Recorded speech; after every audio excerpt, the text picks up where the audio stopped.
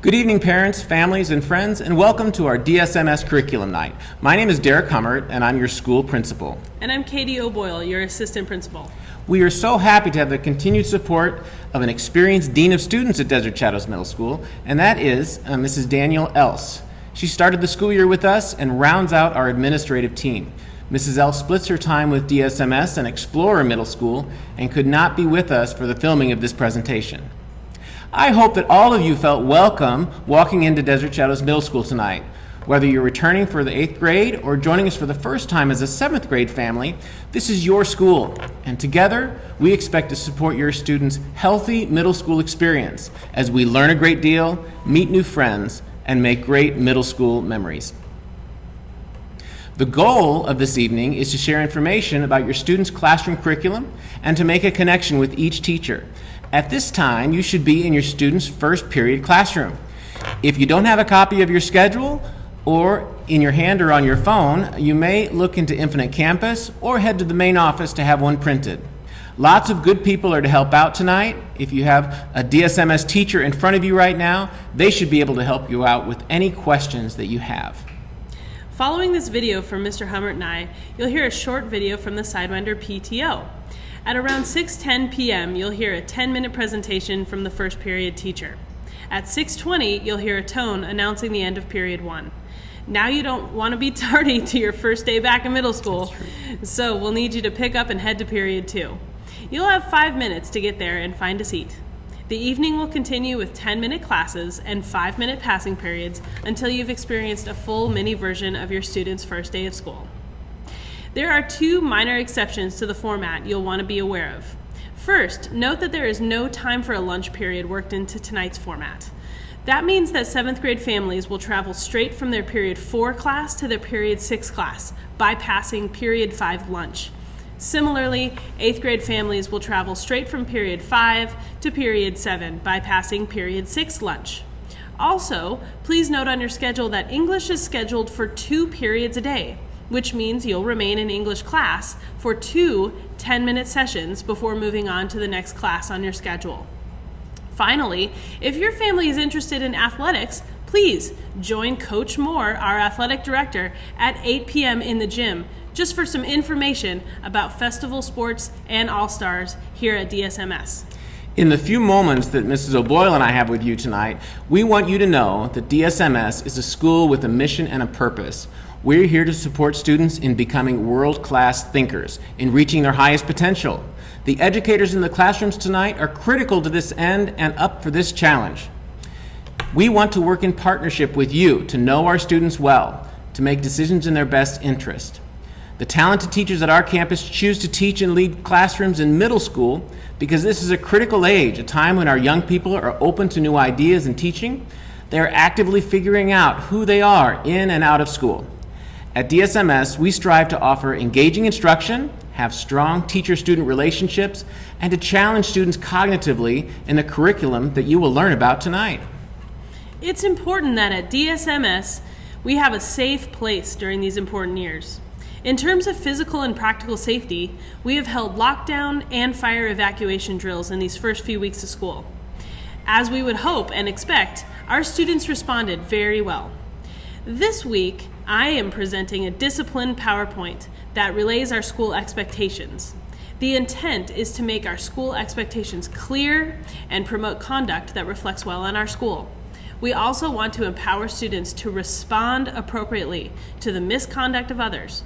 In doing so, we promote healthy practices on our campus. Please talk with your students about their feelings regarding our fire and lockdown drill exercises, as well as the school-wide discipline talk. These should be completed by the end of this week. It's important that we establish effective patterns of communication within our school community. When we hear directly from students and parents about concerns on our campus, we address those according to rules and with a strong interest in supporting good outcomes for our students. As one would expect in a big school, we have compliance expectations. At DSMS, these include no gum, no hats, no food or drink inside the classrooms, and wearing a student ID and lanyard at all times. When we discuss these with the staff, the one compliance that steals the focus and attention in our classroom is that of the smartphone use. For this reason, we're starting this school year with a more deliberate and restrictive approach to phone use during the school day.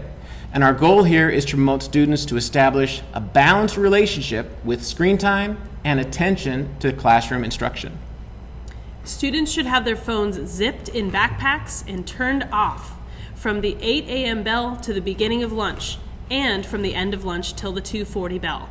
In the event that they need to make contact with you, it's not a problem. We have school phones in the office available for this purpose. Balanced smartphone use is one challenge facing our students and adults in this changing world. We hope to work with our students to consider a healthy life balance in many different areas. Each year, our student services team develops a special approach to different social emotional well-being of student challenges. These may be prevention talks related to drugs, vaping, or alcohol. Last year, we also had a special event with Kid in the Corner that focused on mental health and suicide prevention. We aim to address the needs of all students in our community. You can help us to this end by reaching out to us directly. Mrs. O'Boyle and I make time to take phone calls and can be available by appointment. I hold Coffee with the Principal events each month and conduct school tours. I also attend all Sidewinder PTO meetings. We want to keep you well informed about all the events and activities at DSMS. Expect us to persist in sending you emails and improving our school website. If your student expresses an interest in a club or activity, encourage participation. I believe that the best thing you can do for a middle school student is to plug them in to an appropriate activity and events that are supervised by kind and caring people like the ones we have in our classrooms right now. Participation and involvement is key to a good school experience. That holds true for students and families too. Up next is a brief message from our school's Sidewinder PTO. Thank you for attending tonight's curriculum night and listening to this important message. Have a wonderful evening. Good evening. My name is Angela Cox, and I am your PTO president. And I'm Becca Norton, a DSMS parent and PTO member. Welcome to Desert Shadows. We are here to share some important information to help you understand what PTO does for our school. But before we begin, we first want to thank everyone who has already made a donation and filled out a volunteer form. We cannot do what we do without your support. Middle school PTO is definitely different than it was in elementary school. We don't do book fairs and persistent fundraisers. We request donations now, early in the year, to help us get a head start in supporting our teachers. Now, there are some events that we need volunteers for, like the White House Dinner for the 7th graders and Decades Day at the end of the year for 8th graders. I had the pleasure to volunteer last year at the White House Dinner, and it was a really special experience for volunteers and students. Becca, didn't you have an important role in this last year? I did. I had the honor of playing Clementine Churchill, wife of Winston Churchill. The great part of this event is how many parents are able to participate in various capacities. If you're a parent of a 7th grader this year, don't miss this one. I honestly wish I could do it again this year. Now, PTO does a lot for DSMS, which is why I agreed to serve as president this year. The White House Dinner is just one of the events we help support.